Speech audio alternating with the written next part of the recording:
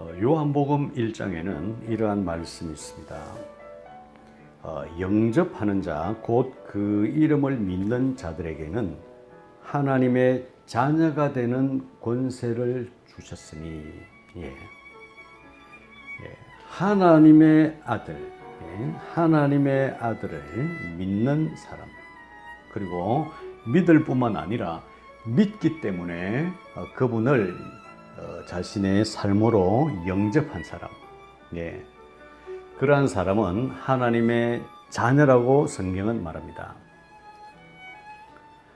이것은 단지 우리가 관념적으로 그분을 알고 믿는다는 뜻이 아니라 그분이 이 땅에 오셔서 죄 때문에 멸망을 향하여 달려가는 인류의 길을 가로막고 그분이 대신 그 죄의 값을 치르기 위하여서 인간의 몸으로 오셨고, 그리고 실제로 십자가에 달려 돌아가심으로 말미암아서 온 세상 사람들의 죄의 문제를 해결하시는데, 그 사실을 믿고, 그 사실을 믿고, 그리고 그분을 인격적으로 내 삶에 모셔드리는, 더 정확하게 말하면 사람에게는 영과 혼과 육이 있는데, 우리가 예수님을 영접함으로써 그 예수님의 영이 우리 영 속에 들어오심, 이 놀라운 사건이었죠. 이러한 일을 경험한 사람은 하나님의 자녀라고 성경은 말합니다. 여러분이 어느 때이든지 내가 내 스스로, 내 의지로 예수님을 내 구주로 영접했다면, 그것을 입술로 고백하고 진심으로 그분을 받아들였다면, 그분은 여러분의 영과 함께 있어서 여러분의 영은 예수님의 영으로 가득 차 있는 것입니다. 그래서 우리 영 속에 예수님의 영, 하나님의 영이 오셨기 때문에 우리의 영은 완벽한 영이 된 것입니다. 우리가 설사 육신이 병이 들고 연약해진다 하더라도 우리의 영은 육신에 속한 것이 아니기 때문입니다. 우리가 나쁜 생각을 하고 그릇된 행동을 하게 되는 것은 우리의 마음의 결정인데, 그러므로 해서 우리의 마음이 불안하고 우리의 마음이 더럽혀졌다 하더라도 그분의 영은 우리 마음에 계시는 것이 아니라 우리의 영 속에 계시기 때문에 그분은 언제든지 변함이 없으십니다. 설사 여러분들께서 그릇된 행동을 해서 죄를 지었다 하더라도 그분은 여러분이 죄를 지었기 때문에 다시 여러분을 떠나시는 일은 없습니다. 여러분이 죄를 지었다는 것은 마음의 생각으로 육신과 함께 죄를 지은 것이지 영으로 한 것이 아닙니다. 그래서 영의 생각은 항상 생명과 평안이라고 성경은 말합니다. 단지 육신의 생각이 사망일 뿐입니다. 여러분이 죄를 짓는다 하더라도 여러분이 예수님을 믿기 전에 지었던 죄와는 다른 것입니다.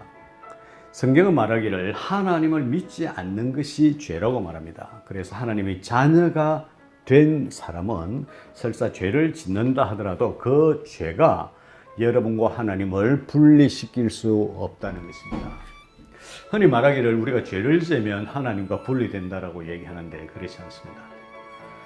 우리 육신의 자녀들도 때때로 부모의 속을 썩이기도 하고 부모의 말씀에 불순종하지만 그것으로 인하여 부모와 자식 간에 갈등이 있을 수가 있지만, 그렇다고 해서 부모와 자식의 관계가 흐트러지는 것이 아닙니다.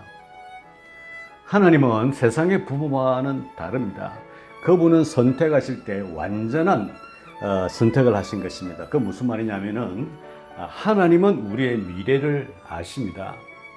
우리의 미래를 아시기 때문에 그분은 우리를 택한 것입니다. 비록 우리가 아직은 연약하고 성숙하지 못했다 하더라도 그분의 선택은 올바른 것입니다.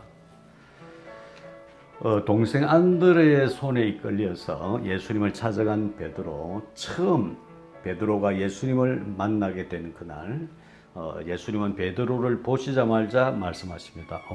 너가 시몬이구나. 그러나 너는 내가 게바라고 부를 것이다. 게바는 반석이라는 뜻이죠. 예수님 앞에 나타난 사람은 이때까지 고기를 잡아먹고 살았던 어부 시몬이었지만 예수님은 그 반석 위에 교회를 세우실 반석 위에, 굳건한 반석 위에 교회를 세우실 것인데, 예수님은 그 시몬을 보시면서 그가 시몬이 아니라 그가 베드로, 게바, 반석이라고 말씀하신 것입니다. 그분의 선택은 올바랐습니다. 베드로가 비록 예수님이 십자가에 달려 돌아가시기 전에 예수님을 부인했지만 그것 때문에 예수님은 실망하지 않았습니다. 왜냐하면 예수님은 그전에도 아셨기 때문입니다. 그것을 아시고 예수님은 선택하셨고 예수님의 선택은 후회하심이 없는 것입니다. 여러분은 하나님의 자녀인 것입니다. 우리가 세상에서 가질 수 있는 가장 영광스러운 신분이 있다면 그것은 바로 하나님의 자녀인 것입니다. 여러분은 여러분을 낳았던 부모의 자녀이기도 하지만 그것은 이 땅에 있을 때에만 유효한 것입니다. 그 부모를 통해서 여러분이 이 땅에 태어난 것이지 여러분의 정말 부모는 하나님인 것입니다. 그래서 하나님에게는 손자가 없다는 말씀이 있습니다. 누구에게나 하나님은 아버지시기 때문입니다. 왜냐하면 세상에 어떤 사람이라 할지라도 예수님을 영접함으로써 새롭게 태어났기 때문에 하나님께로서 태어났기 때문에 여러분은 하나님의 자녀인 것입니다. 그것이 맞습니다. 하나님의 자녀란 것은 너무나 많은 것을 의미합니다. 성경은 이어서 말하기를 하나님의 자녀에게는 하나님의 자녀의 권세, 하나님의 자녀만이 가질 수 있는 권세가 있다고 말합니다. 여러분은 하나님의 자녀가 되었을 뿐만 아니라 하나님의 자녀들이 갖는 권세를 가지고 있습니다. 그 권세를 어떻게 사용하느냐에 따라서 여러분의 삶은 완전히 달라질 것입니다. 오늘 제가 여러분들에게 드리고 싶은 말씀은 예수님을 믿는 모든 사람, 예수님을 영접한 모든 사람은 하나님의 자녀란 것입니다. 그것이 여러분의 가슴을 설레게 하지 않는다면 아직까지 여러분은 하나님의 자녀라는 그 놀라운 신분에 대해서 이해를 못했던 것입니다. 오늘 여러분들은 생각을 바꿀 수 있습니다. 여러분은 하나님의 자녀이고 그 신분은 누구도 그것을 빼앗지 못합니다. 여러분이 예수님을 배반하고 다른 신에게 절하지 않는 한, 그 외에 어떠한 죄를 짓는다 하더라도 여러분이 주님께 그것을 뉘우치고 고백할 때에 그 죄는 깨끗하게 해결되는 것입니다. 여러분이 죄를 짓지 않아서 의로운 것이 아니라 하나님이 여러분을 의롭다 하셨기 때문에 의로운 것입니다. 여러분이 지난날 죄를 지은 것은 여러분이 죄를 지어서 죄인이 된 것이 아니라 죄인으로 태어났기 때문에 죄를 지은 것입니다. 이제는 여러분은 죄인으로 태어나지 않았습니다. 하나님께로서 난 자라고 요한복음 1장 13절은 분명히 말합니다. 이는 혈통으로나 육정으로나 사람의 뜻으로 나지 아니하고 오직 하나님께로부터 난 자들이니라. 맞습니다. 여러분이 영접했기 때문에 그리고 그 이름을 믿었기 때문에 여러분은 하나님의 자녀가 되었고 그 권세를 가지게 된 것입니다. 자랑하십시오. 여러분 하나님의 자녀인 것입니다. 주장하십시오. 어떠한 난관 앞에서, 어떠한 질병 앞에서, 어떠한 고통 앞에서도 나는 하나님의 자녀라고 소리치십시오.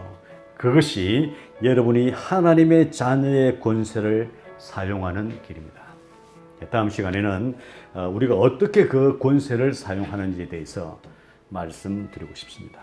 여러분은 하나님의 자녀가 되었습니다. 그 신분은 누구도 빼앗지 못하고 빼앗기지 않습니다. 주님을 찬양합니다.